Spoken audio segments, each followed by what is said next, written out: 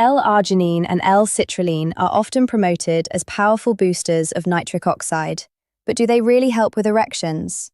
I'm Dr. Rena, a urologist and pelvic surgeon, and in today's video, we're going to look at the science behind both L-Arginine and L-Citrulline, and which one may be worth considering for erectile dysfunction. Let's start by breaking down the individual ingredients. First up is L-Arginine. L-Arginine matters because your body converts it into nitric oxide, the key chemical that helps trigger erections. When you take L-Arginine, it boosts the availability of nitric oxide, along with cyclic GMP, cGMP, which plays an important role in improving erectile function. This process helps blood vessels relax and widen, increasing blood flow. Interestingly, nitric oxide production tends to be lower in people with damage to the lining of blood vessels, also known as the vascular endothelium. This kind of damage is often linked to conditions like diabetes, heart disease, or atherosclerosis. Research also shows that people with lower levels of L-Arginine, or L-Citrulline, which we'll discuss shortly, tend to have higher rates of erectile dysfunction. Now, L-Arginine has been studied quite extensively. A meta-analysis of 10 randomized controlled trials looked at daily doses ranging from 2.8 to 8 grams in men with mild to moderate erectile dysfunction.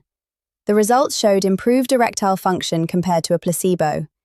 In a more recent randomized, double-blind, placebo-controlled study, researchers wanted to see how L-Arginine works in mild to moderate versus severe cases of ED. In this study, participants took high doses of L-Arginine, 6 grams per day, split into 3 doses with meals, for 3 months. There were 51 men in the treatment group and 47 in the placebo group. After 90 days, the researchers again saw meaningful improvements using a tool called the IIEF, or International Index of Erectile Function. This is a widely used and validated questionnaire, meaning its scores reliably reflect a man's erectile function. It's considered the gold standard in many research studies.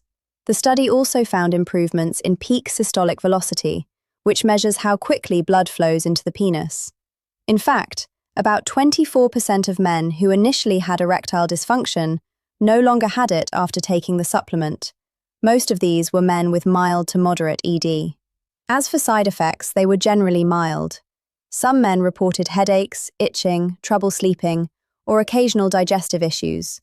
Looking at all this data, it appears that a daily dose of at least 5 grams is needed, with around 6 grams likely being the most effective, especially for those with impaired nitric oxide metabolism. This means that if you have conditions like cardiovascular disease or diabetes, you may actually notice the greatest benefit from taking something like this.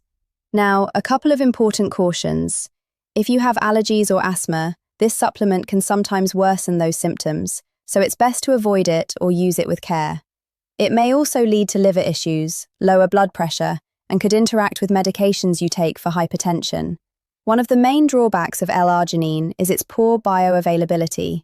In simple terms, your body breaks it down quickly, so you need to take it at least 3 times a day for it to be effective.